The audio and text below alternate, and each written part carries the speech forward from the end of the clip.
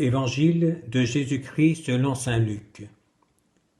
En ce temps-là, Jésus disait à ses disciples : « Il faut que le Fils de l'homme souffre beaucoup, qu'il soit rejeté par les anciens, les grands prêtres et les scribes, qu'il soit tué et que le troisième jour il ressuscite. » Il leur disait à tous : « Celui qui veut marcher à ma suite, qu'il renonce à lui-même, qu'il prenne sa croix chaque jour et qu'il me suive.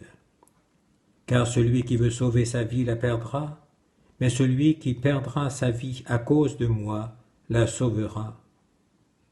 Quel avantage un homme aura-t-il à gagner le monde entier s'il se perd ou se ruine lui-même ?»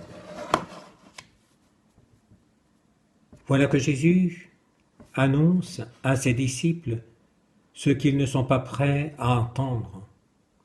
Deux choses l'une, ou bien Jésus est vraiment le Messie attendu, et dans ce cas, il ne peut subir tout ce qu'il décrit, à savoir la souffrance et la mort, ou bien il n'est pas le Messie. Ses disciples ne peuvent sortir de cette alternative. Mais il faut aller jusqu'au bout des propos tenus par Jésus à son sujet. Il faut accueillir la totalité de son message.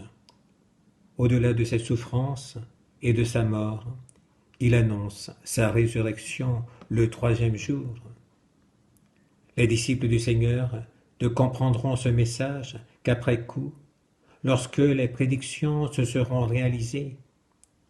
C'est après la résurrection du Seigneur le jour de Pâques, avec la lumière de l'Esprit Saint qui leur sera donnée, que tout s'éclairera pour eux. Le ressuscité qui se manifestera à eux leur permettra de faire une relecture de sa vie et même de toute l'histoire du salut. Il fallait que le Christ passe par là pour entrer dans sa gloire.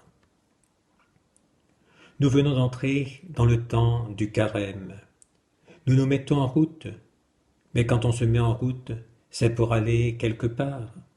On ne tourne pas en rond, on va d'un endroit à l'autre. Où notre route va-t-elle nous conduire ? Jusqu'à Pâques. Nous ne pouvons comprendre notre démarche de carême qu'à la lumière de Pâques. Sinon, tout reste pour nous incompréhensible et obscur. Alors à tous, bonne route.